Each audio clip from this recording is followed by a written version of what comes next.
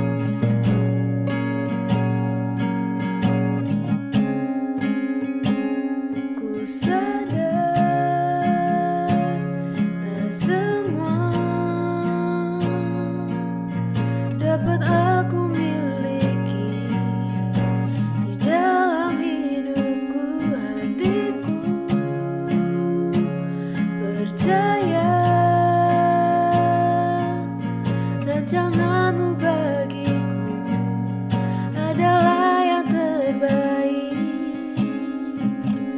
Walau ku tak dapat melihat semua rencanamu Tuhan, namun hatiku tetap memandang padamu. Kau tuntun langkahku, walau ku tak dapat berharap atas kenyataan hidupku, namun hatiku tetap memandang padamu. Kau ada untukku.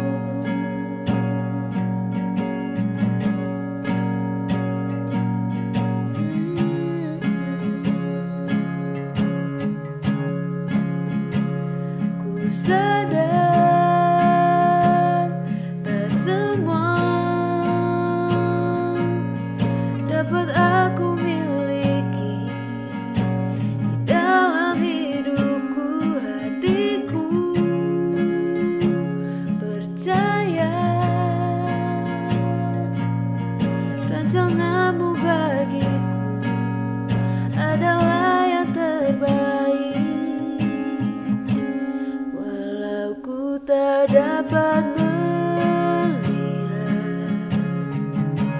semua rencanamu Tuhan, namun hatiku tetap memandang padamu. Kau tuntun langkahku, walau ku tak dapat berharap atas kenyataan hidupku, namun hatiku tetap memandang padamu.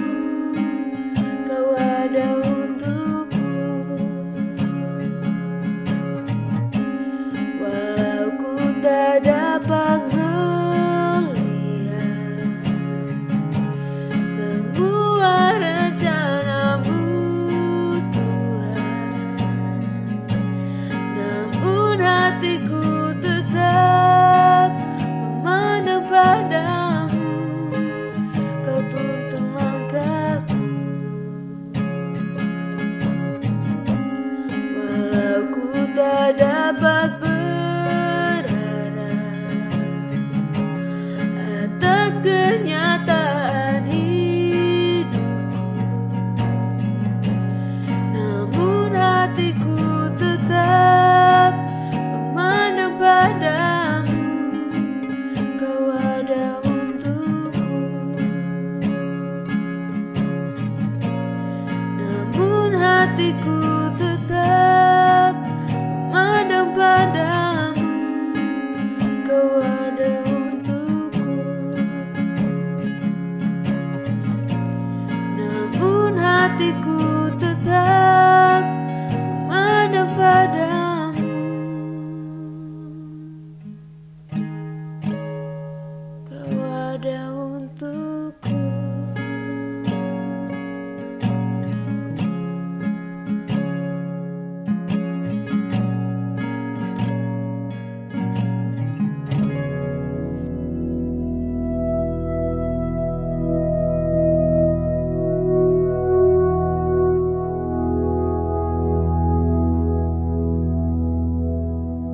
Selamat pagi Bapak Ibu yang dikasihi oleh Tuhan Yesus Kristus. Apa kabarnya? Saya harap kita semua dalam keadaan yang baik. Kita masih melanjutkan kitab Pengkhotbah, dan sebelumnya mari kita berdoa. Tuhan Yesus, kami bersyukur kalau saat ini kami boleh bersama-sama datang beribadah kepada Tuhan meskipun secara online. Tapi kami percaya bahwa Tuhan hadir di tengah-tengah kami. Dimanapun kami berada saat ini kami beribadah, di rumah-rumah. Tuhan, kami percaya bahwa Tuhan hadir dan memberkati ibadah kami. Tolong layakkan setiap kami, layakkan hati dan pikiran kami Tuhan. Dan biarlah ibadah kami, pujian kami, itu sungguh berkenan di hadapan Tuhan. Kami juga berdoa untuk setiap fasilitas teknologi yang kami gunakan, kiranya itu boleh memperlancar jalannya ibadah. Dalam nama Tuhan Yesus kami berdoa. Amin. Bapak Ibu, mari kita sama-sama buka dari Pengkhotbah 8 ayat 11 sampai 17. Namun saya akan membacakan bagi kita mulai dari ayat yang 9 dengan tema rahasia Allah akan hidup orang fasik dan orang benar. Pekerjaan Allah tidak dapat diselami manusia. Ayat 9. Semua ini telah kulihat dan aku memberi perhatian kepada segala perbuatan yang dilakukan di bawah matahari. Ketika orang yang satu menguasai orang yang lain hingga ia celaka. Aku melihat juga orang-orang fasik yang akan dikuburkan boleh masuk. Sedangkan orang yang berlaku benar harus pergi dari tempat yang kudus dan dilupakan dalam kota. Ini pun sia-sia. Oleh karena hukuman terhadap perbuatan jahat tidak segera dilaksanakan, maka hati manusia penuh niat untuk berbuat jahat. Walaupun orang yang berdosa dan yang berbuat jahat 100 kali hidup lama, namun aku tahu bahwa orang yang takut akan Allah akan beroleh kebahagiaan, sebab mereka takut terhadap hadiratnya. Tetapi orang yang fasik tidak akan beroleh kebahagiaan, dan seperti bayang-bayang, ia tidak akan panjang umur, karena ia tidak takut terhadap hadirat Allah. Ada suatu kesia-siaan yang terjadi di atas bumi. Ada orang-orang benar yang menerima ganjaran yang layak untuk perbuatan orang fasik, dan ada orang-orang fasik yang menerima pahala yang layak untuk perbuatan orang benar. Aku berkata, ini pun sia-sia. Oleh sebab itu aku memuji kesukaan, karena tak ada kebahagiaan lain bagi manusia di bawah matahari, kecuali makan dan minum dan bersukaria. Itu yang menyertainya di dalam jerih payahnya seumur hidupnya, yang diberikan Allah kepadanya di bawah matahari. Ayat 16. Ketika aku memberi perhatianku untuk memahami hikmat dan melihat kegiatan yang dilakukan orang di dunia tanpa mengantuk siang malam, maka nyatalah kepadaku bahwa manusia tidak dapat menyelami segala pekerjaan Allah yang dilakukannya di bawah matahari. Bagaimanapun juga manusia berlelah-lelah mencarinya, ia tidak akan menyelaminya. Walaupun orang yang berhikmat mengatakan bahwa ia mengetahuinya, namun ia tidak dapat menyelaminya. Demikian firman Tuhan. Amin. Bapak Ibu, pengkhotbah seperti yang telah dijelaskan, ini ditulis oleh Salomo pada masa tuanya. Dan pada masa tuanya, Salomo mengambil kesimpulan bagaimana kehidupan orang fasik dan juga orang benar. Memang pada kenyataannya Bapak Ibu, di dalam dunia ini, orang-orang jahat tampaknya hidupnya lebih berbahagia. Orang berdosa lolos dari hukuman. Seperti yang Pak Riki juga sampaikan minggu lalu, orang yang korupsi tampaknya lebih berbahagia dan tak kekurangan. Sedangkan orang yang jujur malah hidupnya menderita. Dan bahkan mungkin karena sifat kejujurannya ini, akhirnya ia tidak disukai oleh orang-orang. Kenapa kamu terlalu jujur? Akhirnya banyak orang yang gak suka. Akhirnya dia mendapat perlakuan yang justru tidak adil. Tidak sebagaimana mestinya begitu. Dalam Mazmur 73, Asaf penulisnya, yaitu Asaf menuliskan bagaimana ia hampir saja tergelincir dan jatuh ke dalam dosa oleh karena cemburu, oleh karena iri hati melihat kemujuran orang-orang fasik. Saya bacakan ayatnya, Mazmur 73 ayat kedua. Tetapi aku sedikit lagi, maka kakiku terpeleset, nyaris aku tergelincir, sebab aku cemburu kepada pembual-pembual. Kalau aku melihat kemujuran orang-orang fasik, ayat 4 Bapak Ibu dikatakan, sebab kesakitan tidak ada pada mereka, sehat dan gemuk tubuh mereka.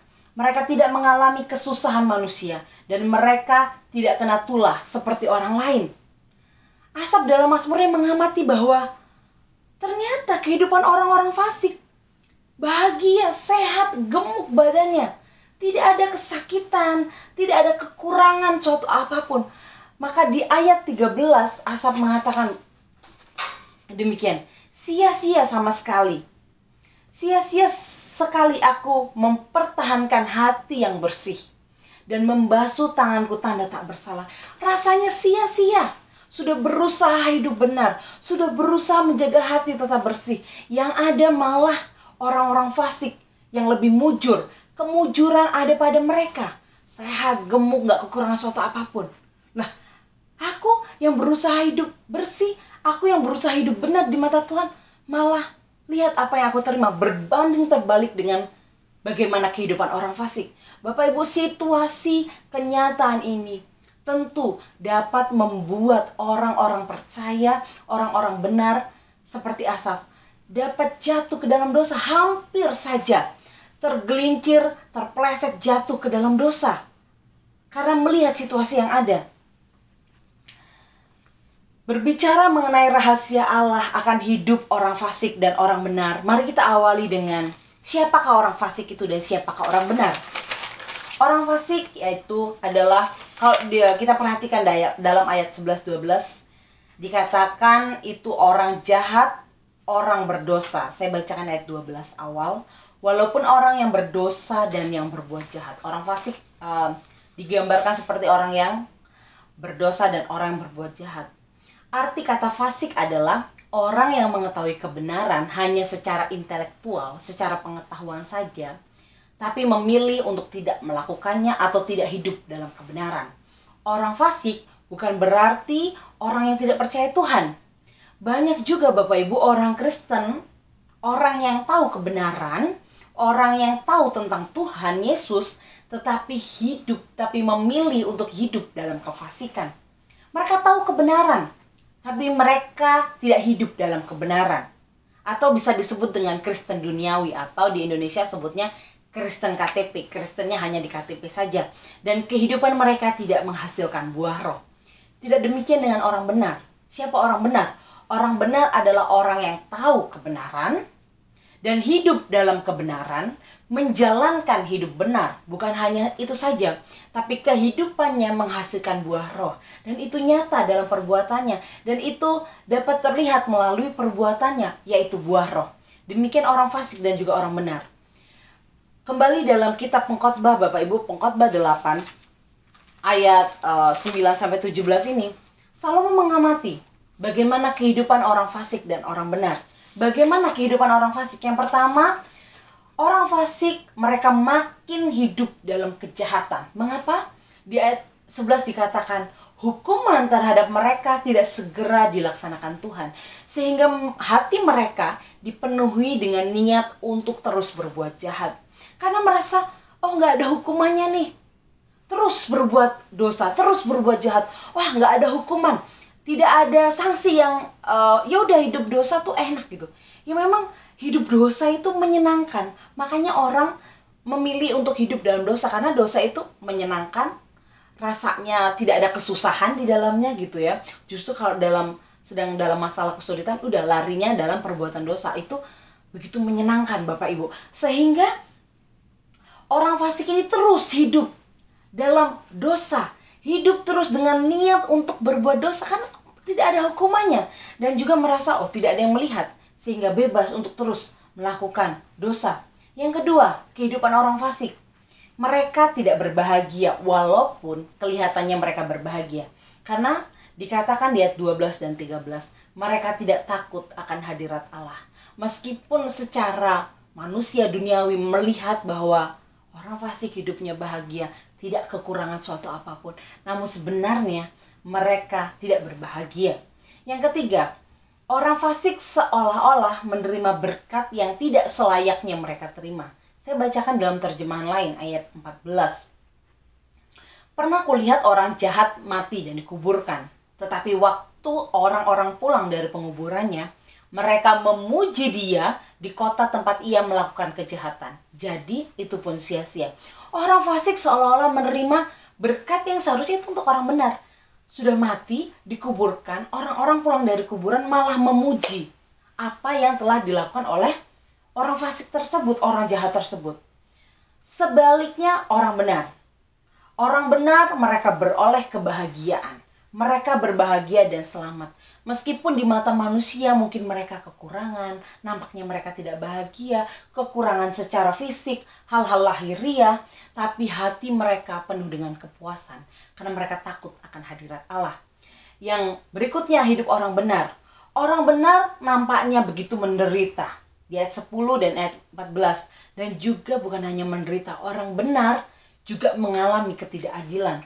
Saya akan bacakan ayat yang 10 dalam terjemahan lama. Demikian telah kulihat orang jahat diantar ke kubur, maka datanglah beberapa orang mengiring, jikalau daripada tempat yang suci sekalipun. Tetapi orang yang telah berbuat barang yang benar, itu dilupakan oleh orang senegerinya. Maka ini lagi suatu perkara yang sia-sia adanya. Di ayat 14, orang benar menerima ganjaran yang layak untuk perbuatan orang fasik. Rasanya Bapak Ibu kalau melihat orang fasik melakukan apa yang jahat, namun mereka mendapat pujian. Sedangkan orang benar berusaha melakukan apa yang benar, yang ada mereka malah dilupakan dan juga mereka menerima ganjaran yang layak untuk orang fasik. Rasanya begitu tidak adil Bapak Ibu. Namun kita jangan lupa, di ayat ini pun dituliskan di ayat yang ke-14 dikatakan bahwa suatu kesia-siaan, ini pun suatu kesia-siaan. Meskipun mereka orang fasik, orang berdosa, hidupnya bahagia, tak kekurangan suatu apapun juga, tetapi di dalam Tuhan itu semua adalah sia-sia. Itu semua adalah percuma Bapak Ibu. Manusia seringkali mengidentikan kebahagiaan itu pada standar dunia, yaitu tingginya jabatan, banyaknya harta, atau popularitas, atau terkenal. Sehingga kalau standar kebahagiaan dunia ini yang kaya, terkenal, punya jabatan, itu menjadi standar kehidupan kita, disinilah letak salahnya Bapak Ibu. Kalau kita orang benar, orang sudah hidup dalam Tuhan, berusaha hidup benar, kita kaya, kita populer, kita tidak kekurangan suatu apapun juga, apakah itu salah? Tentu itu tidak salah. Tetapi yang salah adalah ketika standar kebahagiaan kita, ketika sumber kebahagiaan kita adalah kepada hal-hal yang dunia tawarkan, kepada hal-hal yang terlihat. Kita sebagai orang Kristen seperti khotbah yang telah disampaikan beberapa minggu lalu juga, bahwa kebahagiaan orang Kristen adalah kebahagiaan yang sumbernya datang dari Tuhan. Meskipun Bapak Ibu orang fasik mendapatkan pujian, orang benar justru mendapatkan hal-hal yang mendapatkan hukuman nampaknya tidak adil, jangan lupa bahwa pengkhotbah mengatakan inilah suatu kesia-siaan. Dengan situasi yang ada, kondisi yang ada seperti itu Bapak Ibu, maka Salomo mengamati, dan kita bisa belajar beberapa hal dari pengamatan Salomo ini. Yang pertama yaitu tetap beribadah dan hidup takut akan Allah. Saya bacakan ayat 12 dalam terjemahan lama. Tetapi jikalau orang fasik berbuat jahat 100 ganda sekalipun dan tinggal dengan hidupnya, ku ketahui juga bahwa selamatlah kelak segala orang yang beribadah kepada Allah dan yang takut akan hadiratnya. Saya ulangi kalimat ini. Selamatlah kelak segala orang yang beribadah kepada Allah dan yang takut akan hadiratnya. Poin pertama adalah meskipun rasanya tidak adil bagi orang percaya, kehidupan rasanya begitu tidak adil, namun Bapak Ibu yang pertama yaitu tetaplah beribadah dan tetaplah hidup takut akan Tuhan. Dengan kita memilih untuk hidup takut akan Tuhan, itu artinya bahwa kita memilih untuk hidup dalam kebenaran. Memang Bapak Ibu tidak mudah untuk hidup dalam kebenaran di tengah-tengah zaman di mana banyak sekali menawarkan kesenangan-kesenangan yang ujung-ujungnya dosa. Tidak mudah untuk tetap berlaku jujur, tetap berlaku benar, tetap berlaku menyenangkan Tuhan, tetap mengakui bahwa Tuhan itu ada, tetap mengakui dalam perbuatan kita bahwa kita adalah anak Tuhan di tengah zaman yang menawarkan banyak kesenangan yang membawa kita ujung-ujungnya kepada dosa. Memilih untuk hidup benar tentu tidak mudah. Gambaran yang dapat menolong kita adalah iblis tidak akan menggoda orang-orang yang telah hidup dalam dosa. Tetapi iblis justru menggoda, iblis merayu, iblis berusaha menarik orang-orang yang percaya, orang-orang benar, ditarik, digoda, dirayu untuk hidup dalam dosa. Itulah mengapa hidup dalam kebenaran tidak mudah. Karena iblis terus merayu, menggoda orang-orang benar agar mereka hidup dalam dosa. Hidup seperti yang apa iblis inginkan, yaitu hidup dalam dosa dan kesenangan dan melupakan Tuhan dan kebenarannya, Bapak Ibu. Mungkin saja kita menuntut Tuhan dengan mengatakan, atau mungkin kita juga tidak menuntut, Bapak Ibu. Namun ketika kita sudah berusaha hidup benar, kalaupun ada pikiran seperti ini ya, Tuhan, aku rajin beribadah, aku rajin memberi perpuluhan, aku berusaha hidup benar, aku berusaha Tuhan di tempat pekerjaanku, di tengah teman-temanku, aku menjaga kelakuanku tetap bersih, aku berusaha menyenangkan Tuhan dalam hal apapun. Tetapi kenapa Tuhan malah hidupku seperti ini? Mengapa Tuhan malah aku sakit-sakitan? Mengapa Tuhan malah rasanya aku kekurangan untuk bayar ini dan itu, aku tidak punya uang. Tuhan, mengapa justru kehidupanku tidak adil? Mengapa mereka yang tidak takut Tuhan hidupnya malah tidak pernah kekurangan suatu apapun, malah mereka sehat dan rasanya mereka tidak pernah mengalami kesulitan? Bapak Ibu, kita harus ingat bahwa hidup dalam kebenaran, ketika kita beribadah dan kita hidup takut akan Tuhan, itu bukan berarti bahwa kita lepas dari masalah.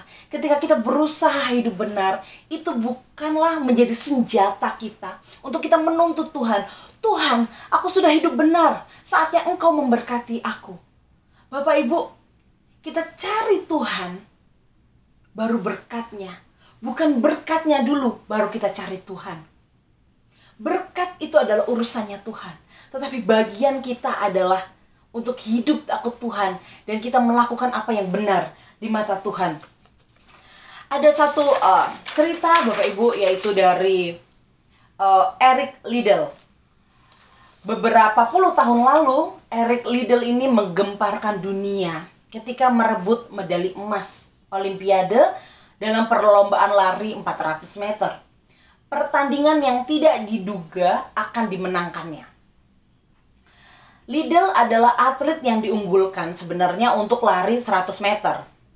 Tetapi ia mengundurkan diri setelah tahu bahwa babak penyisihan diadakan pada hari Minggu, yang baginya adalah hari untuk beribadah dan beristirahat.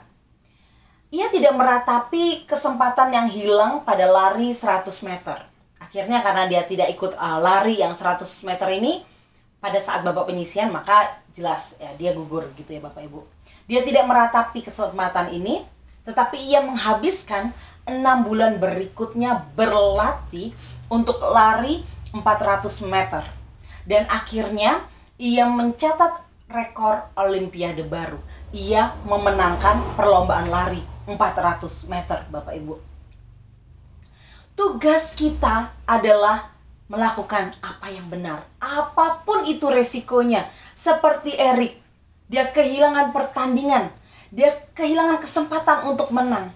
Tetapi bagi dia, tugas yang paling penting adalah melakukan apa yang menjadi perintah Tuhan, melakukan apa yang benar di mata Tuhan. Apapun resikonya, apapun dampaknya bagi kehidupan kita, tugas kita sebagai anak Tuhan tetaplah melakukan apa yang benar, tetaplah hidup takut akan Tuhan, tetaplah beribadah kepada Tuhan untuk dapat mendengar apa yang Tuhan kehendaki dalam kehidupan kita. Bapak Ibu, kalau berbicara, saya ini udah berusaha hidup benar, saya ini sudah berusaha menjaga kelakuan saya untuk bersih, kita harus ingat kisah Ayub. Dikatakan dalam Ayub 1 ayat 1 dikatakan, Ayub bukan hanya hidup benar, ia saleh, ia jujur, ia takut akan Allah dan menjauhi kejahatan. Bahkan dikatakan di ayat 8, Allah berkata, sebab tiada seorang pun di bumi seperti dia. Tidak ada satu orang pun yang salehnya kayak Ayub. Tetapi kita tahu apa yang terjadi dalam kehidupannya. Ia mengalami begitu berat, penderitaan yang begitu berat. Bahkan istrinya sendiri pun memberitahunya untuk membujuknya untuk mengutuki Tuhan. Bapak Ibu, seberapa salah kita dibandingkan dengan Ayub?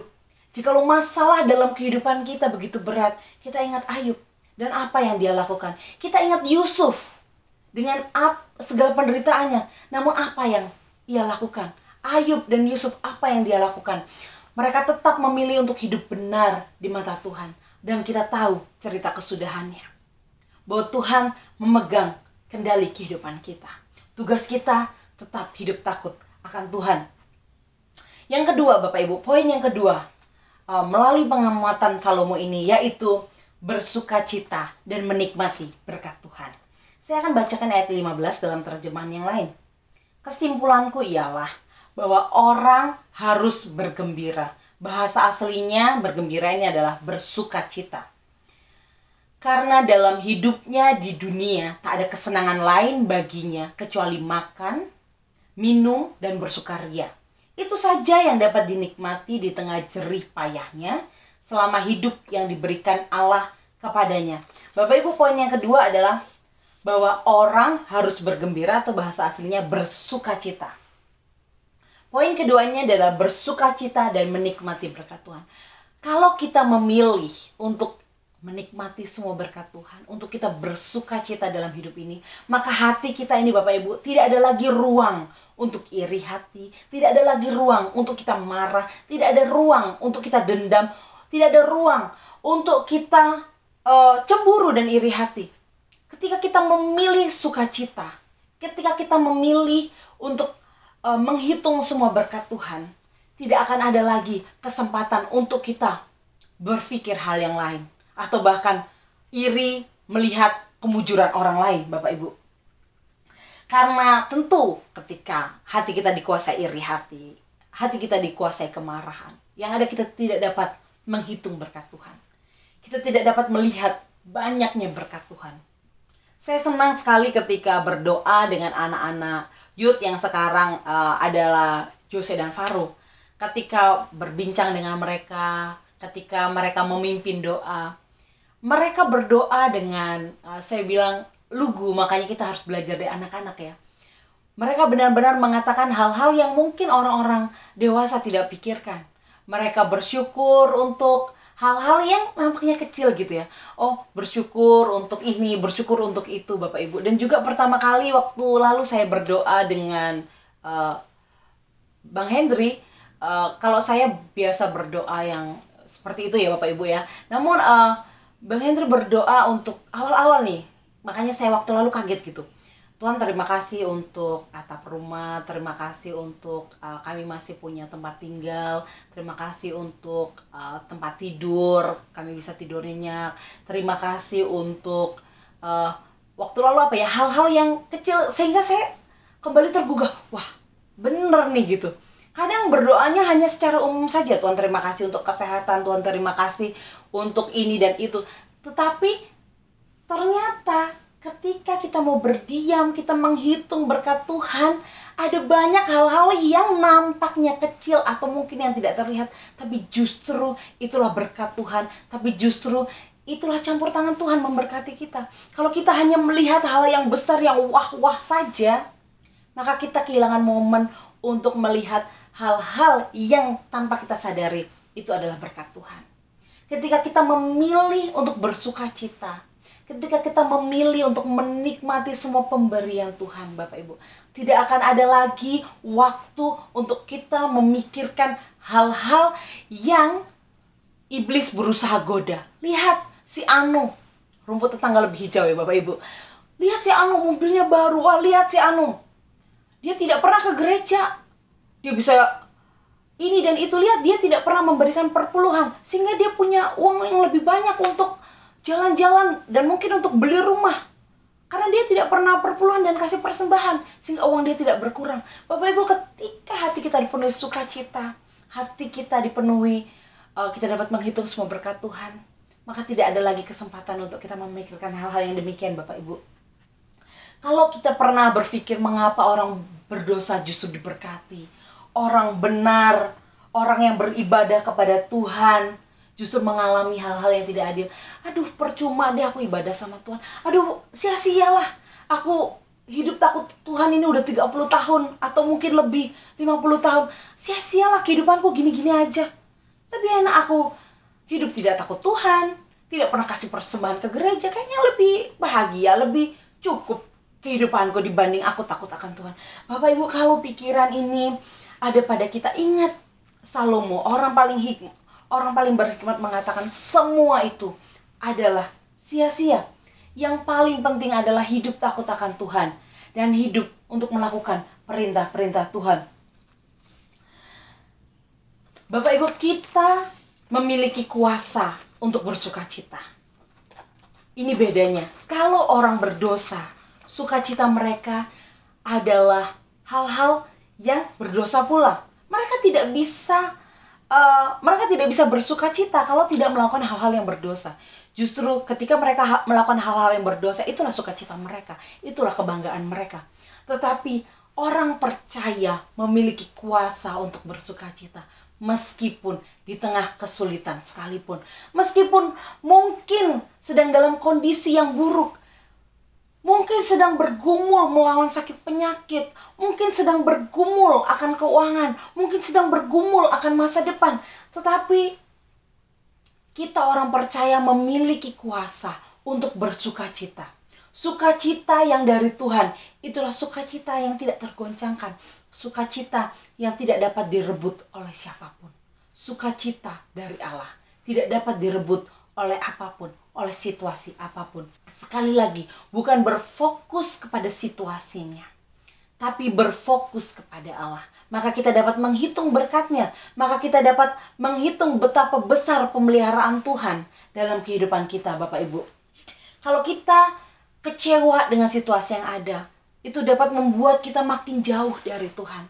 Ketika kita makin jauh dari Tuhan, semakin juga kita tidak dapat menemukan jawaban dari setiap pergumulan kita. Semakin berat yang Tuhan mau, semakin mendekat. Marilah kepadaku semua yang letih lesu.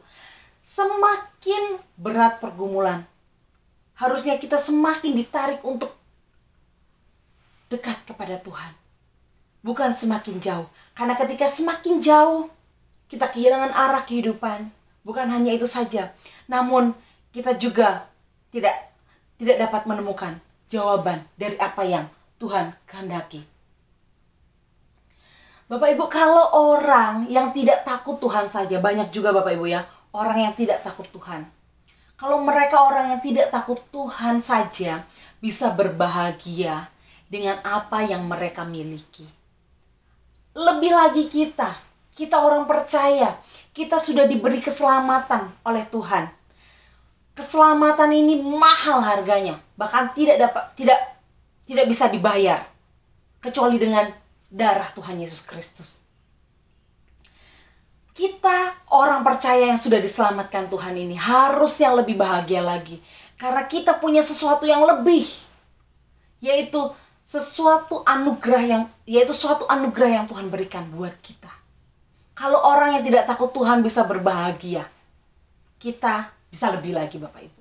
Kita telah diselamatkan dan itu mahal harganya. Ayat yang ketiga, poin yang ketiga Bapak Ibu, yang dapat kita pelajari dari pengamatan Salomo terhadap orang fasik dan juga orang benar. Poin yang ketiga yaitu manusia tidak dapat menyelami pekerjaan Allah. Saya akan bacakan bagi kita di ayat 17. Maka nyatalah kepadaku bahwa manusia tidak dapat menyelami segala pekerjaan Allah. Kita terbatas Bapak Ibu, pikiran kita sungguh terbatas. Kita tidak mampu menyelami pikiran dan rencana Allah. Jangankan Allah Bapak Ibu, mungkin istri kita atau suami kita, anak kita, orang tua kita saja tidak dapat menyelami apa yang ada dalam hati mereka, apa yang ada dalam pikiran mereka. Lebih lagi Tuhan, kita manusia terbatas. Kita tidak dapat menyelami apa yang Tuhan rencanakan, apa yang sebenarnya Tuhan rancangkan, yang Tuhan sedang kerjakan dalam kehidupan kita. Kita tidak dapat menyelaminya. Inilah poin yang ketiga. Kita tidak dapat menyelami pekerjaan Allah. Salomo saja Bapak Ibu, orang yang paling berhikmat, dikatakan tidak ada sebelumnya dan tidak ada orang sesudahnya seperti Salomo, yang hikmatnya seperti Salomo. Salomo mengatakan, kita bisa lihat di mulai ayat 16. Salomo mengatakan, ketika aku memberi perhatianku untuk memahami hikmat, dan melihat kegiatan yang dilakukan orang di dunia tanpa mengantuk siang malam, maka nyatalah kepadaku bahwa manusia tidak dapat menyelami segala pekerjaan Allah yang dilakukan di bawah matahari. Menarik, bagaimanapun juga manusia berlelah-lelah mencarinya, ia tidak akan menyelaminya. Walaupun orang yang berhikmat mengatakan bahwa ia mengetahuinya, namun ia tidak dapat menyelaminya. Salomo sendiri pun sudah berusaha siang malam untuk mengamati semua pekerjaan ini, namun ia mengatakan pekerjaan Allah tetap tidak dapat diselami. Kita tidak dapat menyelami pekerjaan Allah, Bapak Ibu. Kita memang tidak dapat menyelami pekerjaan Allah. Mari kita buka Mazmur 62 ayat yang pertama. Saya akan bacakan bagi kita. Hanya dekat Allah saja aku tenang, daripadanya lah keselamatanku.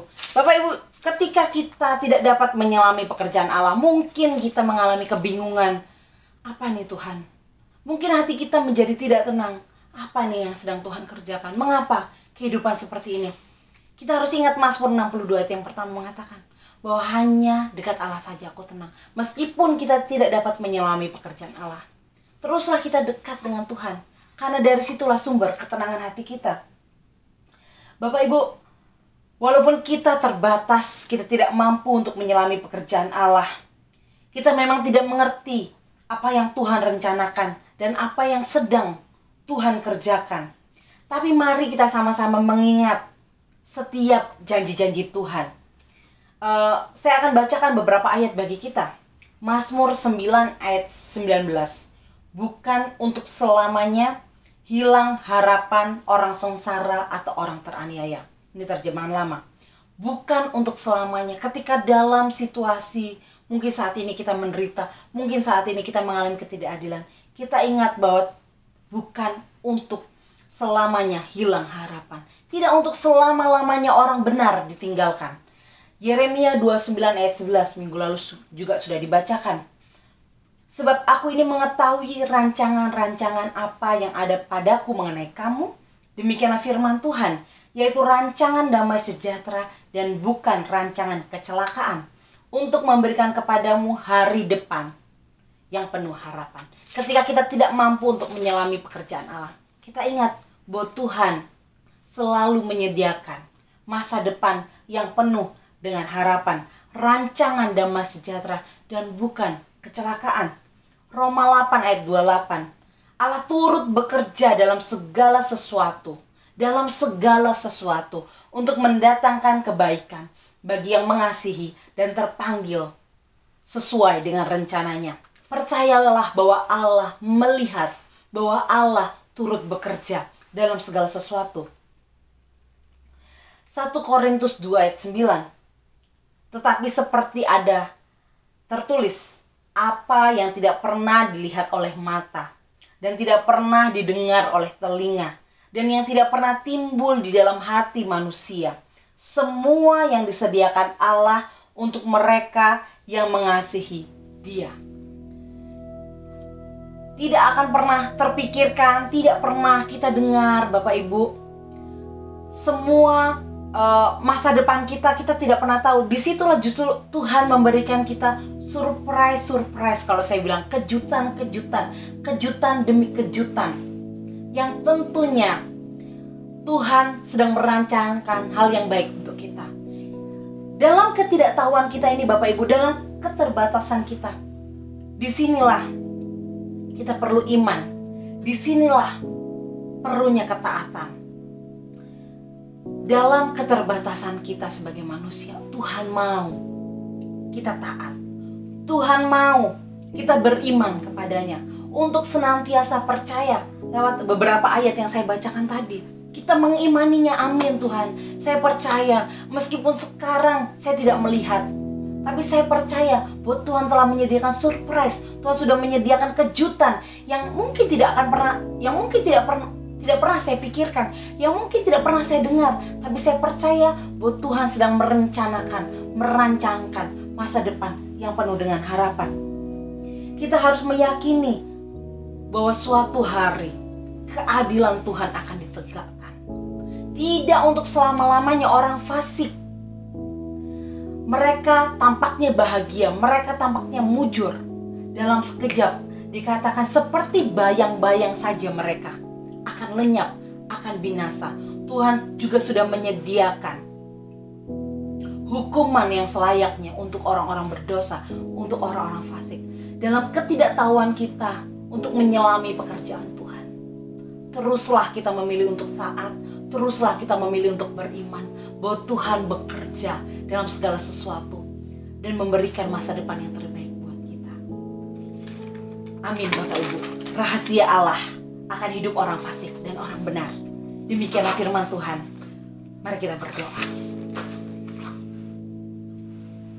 Tuhan Yesus, kami bersyukur untuk kesempatan kami mendengar kebenaran firman Tuhan pada saat ini.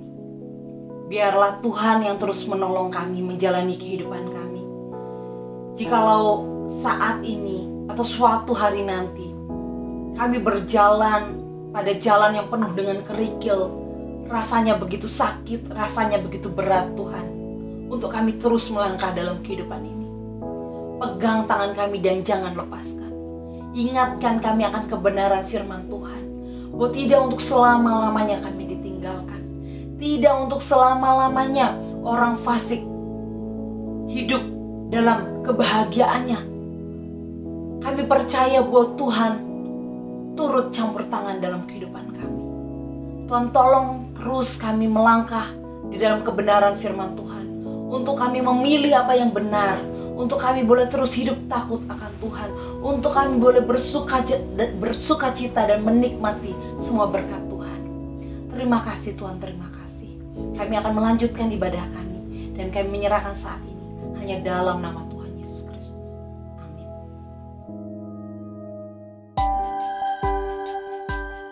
Ya, Bapak Ibu, doa saya kita semua diberkati oleh firman Tuhan yang disampaikan oleh Ibu Fitri tadi.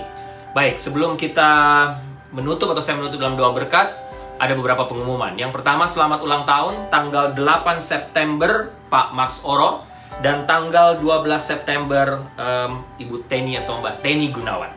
Ya, selamat ulang tahun Pak Max dan Teni. Tuhan berkati Pak Max dan Ibu Teni selalu dalam hidup tiap-tiap hari. Baik, yang kedua, jangan lupa sebentar sore jam 4.30 Bapak Ibu kita kumpul lagi di playground. Kita akan bersekutu bersama-sama, kita akan saling mendoakan. Dan sore ini Bu Sarah akan melanjutkan pelajaran lagi, lanjutan dari Rapture dan Second Coming. Baik, jemaat yang kekasih, tundukkanlah kepalamu, arahkanlah hatimu kepada Tuhan, dan terimalah berkat Tuhan. Anugerah keselamatan dari Tuhan Yesus Kristus, kasih sayang yang tidak berkesudahan dari Allah Bapa, serta penyertaan dari Roh-Nya yang kudus, kiranya menyertai engkau sekalian mulai hari ini sampai Maranatha Tuhan Yesus datang kembali. Haleluya, amin.